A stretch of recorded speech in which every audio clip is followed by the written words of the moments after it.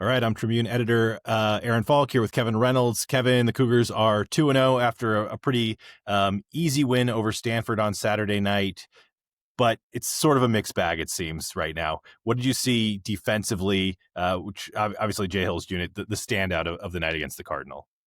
There's still not much we can really know about this team after 2 weeks, but I think the one thing BYU can at least feel confident about is that the strength of this team and the identity of this team is about the defense. And it's been two weeks against quite bad opponents. And so I'm not saying that anything against Stanford or Portland State you should take as gospel, but at the same time, just the body of work, regardless of who it's against. I mean, 14 total rushing yards in 2 weeks allowed. They're averaging just, I think, 106 yards of offense given up. And they haven't given up a touchdown yet. And I think that's significant. And the only time Stanford scored or really threatened to score was in the fourth quarter when the game was far out of reach. And I think we always knew that BYU's best players were on the defensive side, but it was really a matter of how would these additions, Keanu Tanavasa in the middle and some other guys on the back end who are just kind of getting their first experience really in college because Jacob Robinson is gone, Mark Collins is gone, Eddie Heckard from 2 years ago is gone. A lot of Jay Hill's guys that he originally brought in to be the core of this defense are now graduated,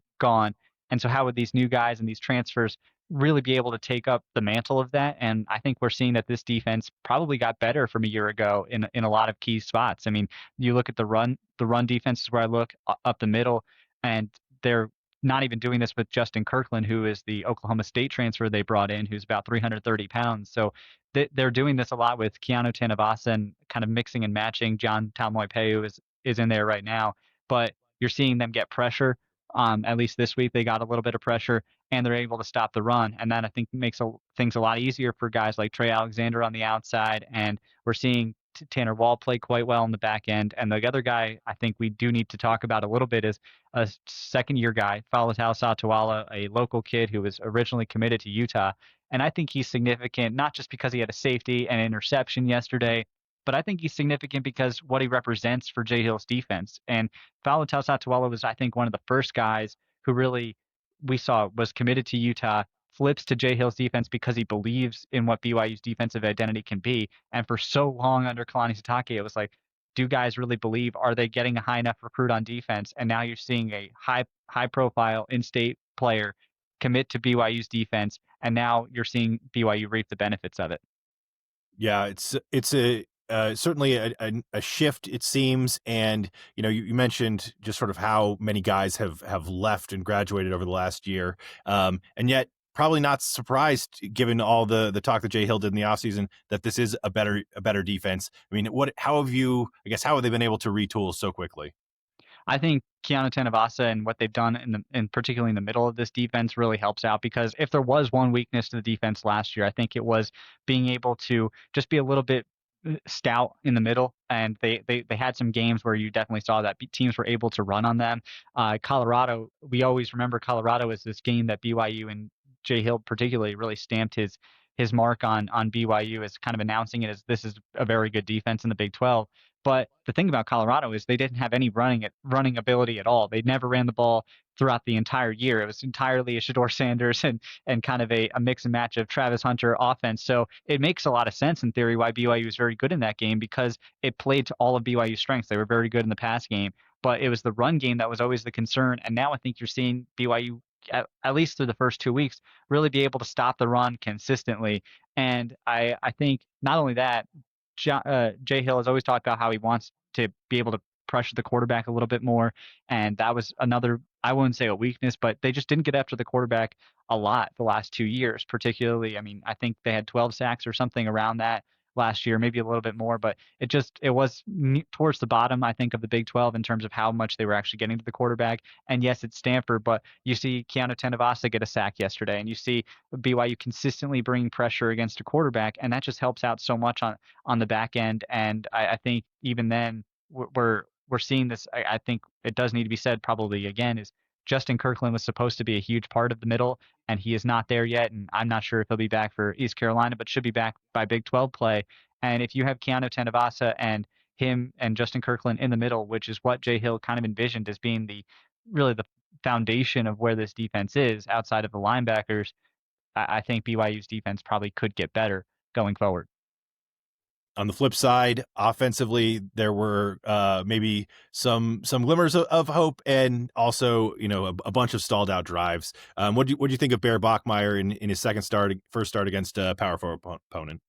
I think he looks like a 19-year-old. I really think that's what kind of I came away with it. And it's not a knock on Bear Bachmeier. He is a true freshman starting. He's been put into a really difficult position, but I thought the cracks in terms of how much BYU is able to rely on him and just some of the missed throws and how he deals with some pressure. I definitely think it showed a little bit that this is his second game as a college player and he's still getting used to the speed of the game. The throws that stick out in my mind, he missed JoJo Phillips over the middle a little bit before JoJo Phillips got hurt, and that's just a play that I think JoJo Phillips is open, and you kind of if you think if maybe this is a Big 12 game and a lot's on the line and this is against Utah, you have to be able to hit that throw. And it's not like Jake Retzlaff was 100% at those throws, but the games that BYU lost, he did miss those throws. I mean, you think about Kansas, he misses a couple of balls deep that would have been touchdowns. I think one of them was actually to JoJo Phillips, ironically there. So the games that BYU lost or they let become a little bit tighter, you just don't have a ton of opportunities to hit those in the Big 12. So you got to be able to do it. And so I think that was one of the things that stuck out to me. And then also there was just a lot of pressure on Bear Bachmeier all night, and I'm not sure that's entirely on him. They're still mixing and matching on the offensive line. We saw BYU go to a couple of different offensive line lineups, and they're missing Waylon Lapala, who is going to be theoretically a good player for them once he comes back. But until that point, I mean, there was a couple blitz guys who were blitzed that just weren't picked up at all. And I don't know if that's on Bear to audible out of it. I'm not sure how much responsibility he even has, but right now, just judging by where this offense is at, obviously that's a concern. And then the other part of it too, and I don't think this is necessarily Bear specific, but for so long, BYU's offensive identity, particularly all of last year, was when they got into the red zone, they scored touchdowns. And that's what made BYU a really good team last year. And this year, at least last night, that just wasn't the case. 4 times in the red zone, 4 times settling for field goals. And against Stanford, it doesn't matter. Your Stanford really was not a threat to score all night. But once you go against Texas Tech or Utah or a team that can theoretically put up points, like you're going to need to capitalize on those. And it just didn't look very clean and didn't look very crisp. I mean, there was a drop touchdown by Chase Roberts. There was a holding penalty that brought back the Parker Kingston touchdown. And it's just Kalani Sitake called it mental errors. He didn't seem actually that concerned about it. But to me, it was just a temperature check of where this team and offense is actually at. And there's some cracks showing a little bit that either is going to plague them the rest of the year or they're going to have to improve. But I don't think it can continue and BYU just wins out the rest of the way. Yeah, you wrote in your gamer last night on sltrib.com that Bear Bachmeier is a work in progress, and as long as he remains a work in progress, the heaviest weight of BYU's success, at least offensively, is going to rest on the shoulders of LJ Martin. What did you see from him, and what does he need to do for the rest of the season for the Cougars?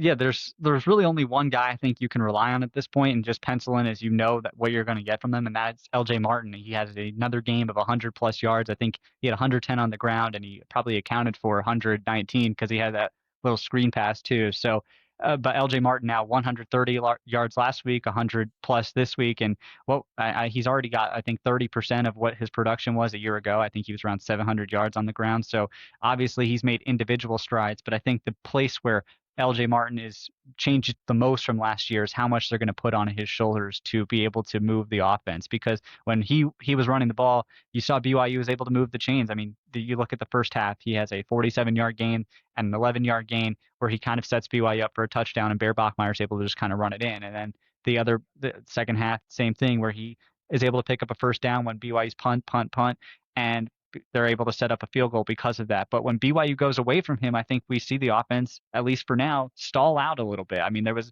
plays and I think they were at the 4-yard line or they were inside the 10 on that one drive, and LJ Martin doesn't get a touch and BYU doesn't score. And I'm not saying it's only because LJ Martin didn't get a touch, but he is clearly their best player. He's the guy that they can rely on, and everybody outside of him, I just think is a little bit of a wild card right now, particularly with a freshman quarterback. Even the guys like Chase Roberts and JoJo Phillips, who you think you pencil in as, okay, they can give you, 6 catches a game.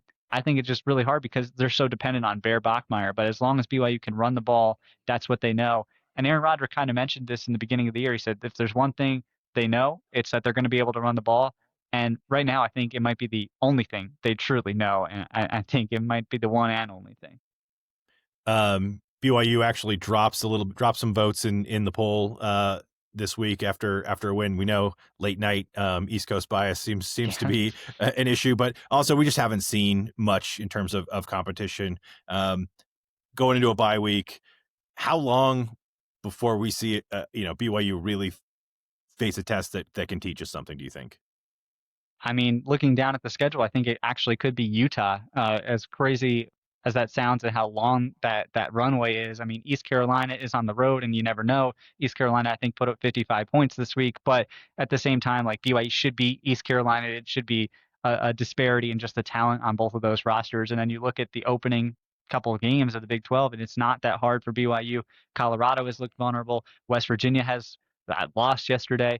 And you never know with Arizona. Noah Fafita is a good quarterback, but we saw what Arizona was last year, and we still don't really know a lot, even though they played Weber State yesterday. So I don't know if we're going to learn a ton.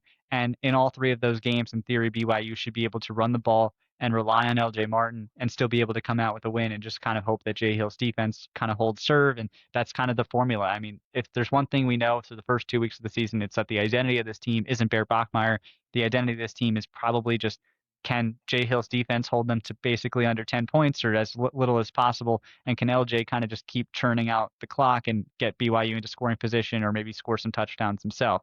And I don't think we're going to have to see BYU kind of stray away from that identity or go beyond that identity, probably until the Utah game, where I think then they're going to have a quarterback that can operate at a high level to win that game. And then from there on, I mean, it's all games that are going to be challenging and going to require Bear Bachmeier to put a lot on his shoulders, or at least more on his shoulders, because it's Iowa State, it's Texas Tech, it's TCU at home, which I don't think should be easy. I mean, BYU will probably see most of the top half of the Big 12 essentially in a month stretch. So that's when I think we'll know more. But until then, we're just going to have to keep waiting and seeing every week. Yeah, well, it does set up super nice for BYU, for a true freshman quarterback to, it's 3 weeks until they face Colorado. He's got, he's gonna have another month under his belt. Doesn't make you not a true freshman, but gets you maybe a little bit closer to being ready. So should be an interesting couple of weeks for the Cougars. Kevin, thanks so much. We'll be back next week.